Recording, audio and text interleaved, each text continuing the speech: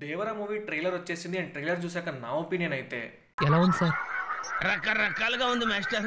Trailer బాగాలేదా అంటే no, కొన్ని మంచి షాట్స్ ఉన్నాయి, మంచి అండర్ వాటర్ సీక్వెన్సెస్ కనిపించాయి. ఇంతకుముందు తెలుగు మూవీస్లో చేసిన అండర్ వాటర్ సీక్వెన్స్ల కంటే కూడా ఈ మూవీలో చాలా బాగున్నాయి చూస్తానికి. ఫైట్స్ కూడా బాగానే ఉండేలా ఉన్నాయి.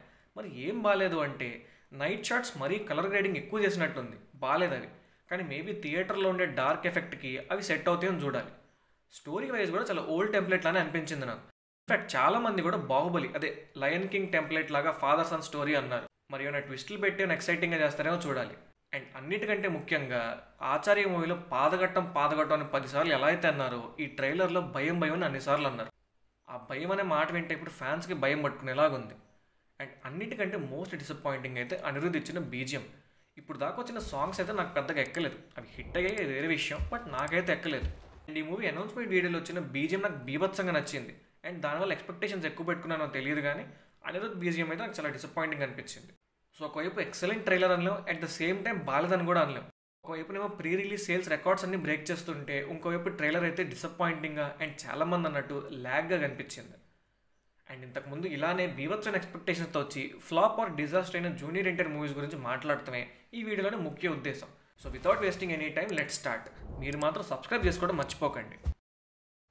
ఆంధ్ర వాళ్ళ ఈ జనరేషన్కి శక్తి ఎలానో మన ముందు జనరేషన్కి ఆంధ్ర వాళ్ళ అలాగా. అంటే మూవీ మరీ అంత వరస్ట్గా ఉండదు కానీ సింహాద్రి లాంటి బ్లాక్ బస్టర్ తర్వాత పడిన సినిమా ఇది. ఆ రోజుల్లో ఇండస్ట్రీలో పిచ్చ ఫామ్లో ఉన్న డైరెక్టర్ అండ్ హీరో కాంబో. మూవీకి ఎంత హైప్ అంటే నిమ్మకూరులో పెట్టిన ఆడియో ఫంక్షన్కి 10 లక్షల మంది ఫ్యాన్స్ అటెండ్ అయ్యారు. హీరో ఆడియో ఫంక్షన్కి అటెండ్ అవ్వడానికి కూడా చాలా కష్టమైంది అండ్ యాంకర్ అయితే రాలేదు కూడా. నాకు తెలిసి ఇప్పటికీ ఏ మూవీ ప్రీ రిలీజ్ కూడా అంతమంది వచ్చి ఉండరు. కట్ చేస్తే Jan 1st రిలీజ్ అయిన ఆంధ్ర వల్ల డిజాస్టర్. అందరూ చెప్పే రీజన్ ఏంటి అంటే ఫాదర్ రోల్ చేయడానికి అప్పటికి జూనియర్ ఎన్టీఆర్ సూట్ అవ్వలేదు అని. అండ్ హైలైట్ ఏంటి అంటే ఆంధ్ర వాళ్ళతో సైమల్టేనియస్గా కన్నడ వర్జన్ వీర కన్నడిగా షూట్ చేశారు అండ్ సేమ్ డే రిలీజ్ అయింది. ఇక్కడ డిజాస్టర్ అయితే అక్కడేమో బ్లాక్ బస్టర్, రికార్డ్స్ అన్ని బ్రేక్ చేసింది. అండ్ దానికంటే హైలైట్ విషయం ఏంటి అంటే కన్నడ వర్జన్ తీసింది ఒక డెబ్యూ డైరెక్టర్ అండ్ అతని పేరు మెహర్ రమేష్.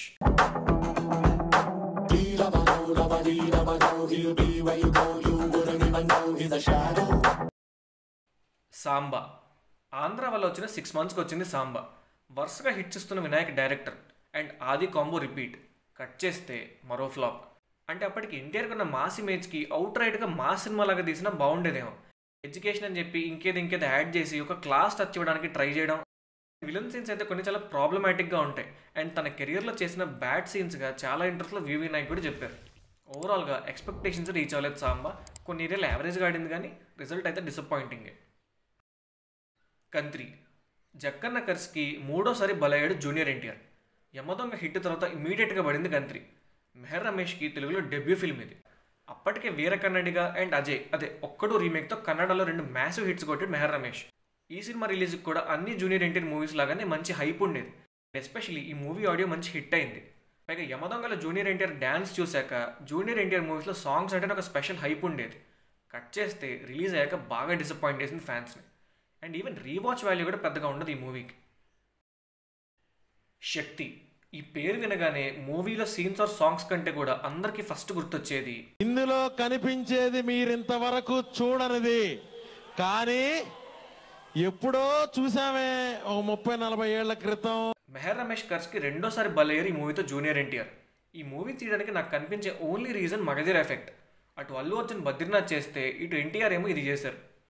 మూవీ ఎందుకు ఫ్లాప్ అయింది అని చెప్పాలి అంటే అది అసలు ఒక డిఫరెంట్ వీడియో చేయాలి.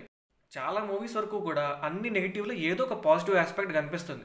బట్ ఈ మూవీలో అలా ఇదొక్కటి పాజిటివ్గా ఉంటుంది అని చెప్పడానికి ఏముండదు. చేద్దాం, ఈ మూవీ మీద ఒక వీడియో చేద్దాం మనం సపరేట్గా.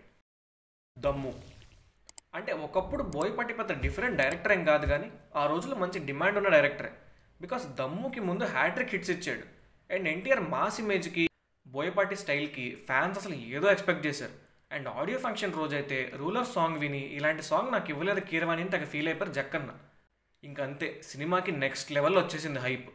కట్ చేస్తే బాబోయ్ అసలు సినిమాలో కొన్ని డైలాగ్స్, ఆ గెటప్స్, ఆ ఫైట్స్ అండ్ ట్విస్ట్లు అండ్ క్లైమాక్స్ అయితే బాబోయ్ ఎందుకులే తలనొప్పి వచ్చేస్తుంది ఆ సినిమా చూస్తే.